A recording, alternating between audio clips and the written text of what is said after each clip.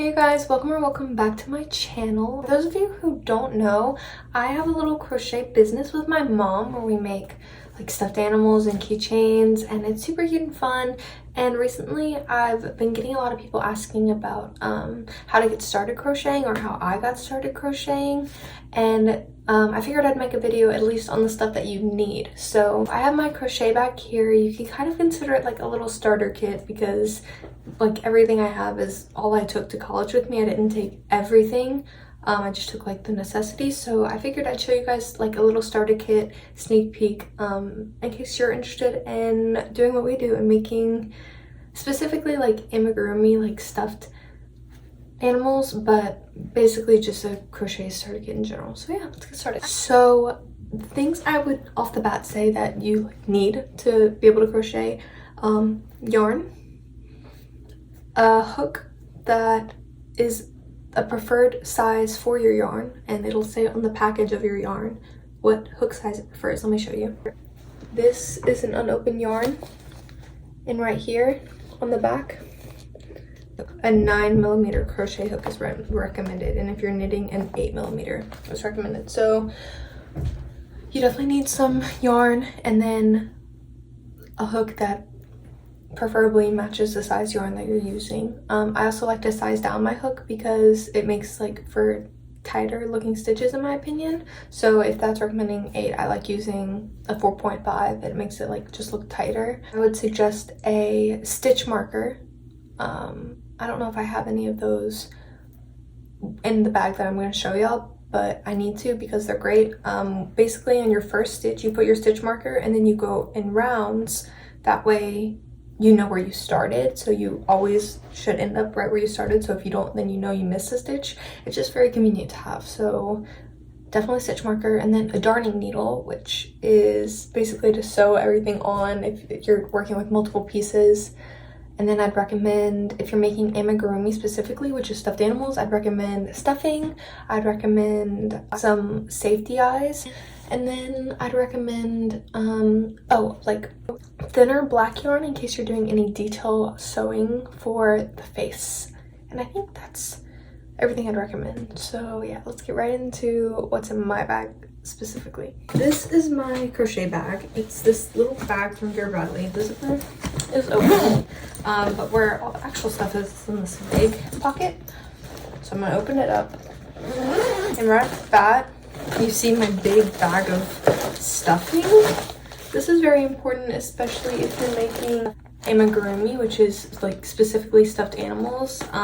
You'll want to be able to stuff them, so I have a bag of stuffing with me. For me and my mom's stuffed animals, we like to exclusively make this really like soft, like velvety kind of feeling stuffed animal. So we go with this kind of yarn. This is a bigger ball. I think it's attached to what I'm making right now, so I can't pull it all, but I have this pink color, I have this yellow. See, this is the brand that we use, and this is what it looks like before we wrap it in balls. So it's Baby Bee, and this is the color Adorable Bumblebee Wings. So yeah, I have this one that's not yet like wrapped into a ball. This one also that's not yet wrapped into a ball. This little fun colored sprinkle one, and this beige one that I really like that I need to wrap, and that's the same beige one that is wrapped. Another ball of yarn. This one's purple.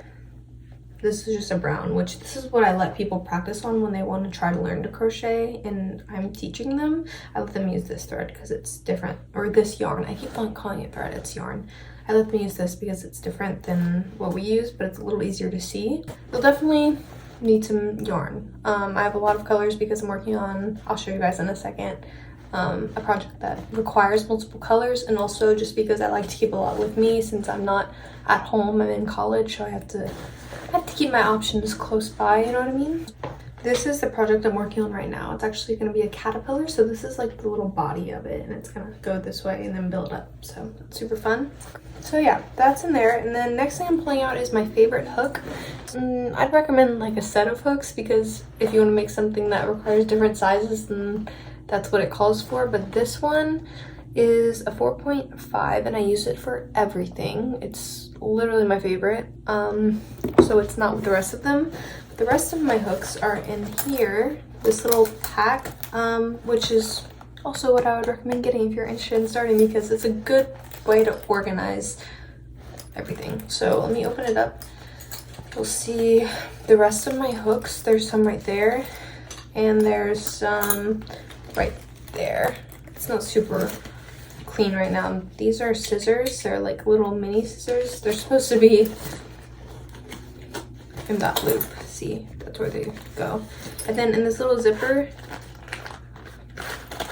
these are what I call darning needles, or not what I call, what everyone calls, because that's what they are. They're great, and they're very, very convenient to have. Next thing, I have a few stuffed animal eyeballs. Again, that's very weird, but I make stuffed animals, and so it's always good to have a few little eyeballs on hand. Here, these are to, I learned recently what these are for. These are to stick in, like, again, sounds weird, body parts of the stuffed animal to kind of hold them in place and see if they're even and see if that's where you want things to go. This is a stitch counter, so I don't use this personally, but while you're like stitching in your head, I do it in my head, you could turn this and count where you're at to like make sure you're staying accurate. To me, I think that's a waste of time. I think to stop and turn it, you know, it's just like more tedious, so I don't use it, but I know some people like it. My mom likes it. This is a seam ripper. This is if you want to like break a piece off, like basically break a piece off and it's really fine and you have to get this teeny tiny little section under the loop and rip it out. Or if you just want to undo something, you gently pull it out, and this is just helping, this just helps you to be like the most precise because it's such a fine point. So if you have to get a really thin area undone, I guess this is very handy for that. These just came in a kit, I think. I honestly have absolutely no idea what these are. They're not required by any means. What I have in my like mini kit inside my bag. What else I have in here? I have these two little mini packs of stuffing that I got in a crochet kit, I believe. Like finally, I have 2 bags of safety eyes in here because, like I said, we crochet stuffed animals, so they have eyes most of the time. These packs, I just realized that these are both like packs with actual eyeballs, like with a pupil and a color, so I've never worked with that before. Usually I just work with the plain black one, so that'll be interesting, but that's okay. And that's it.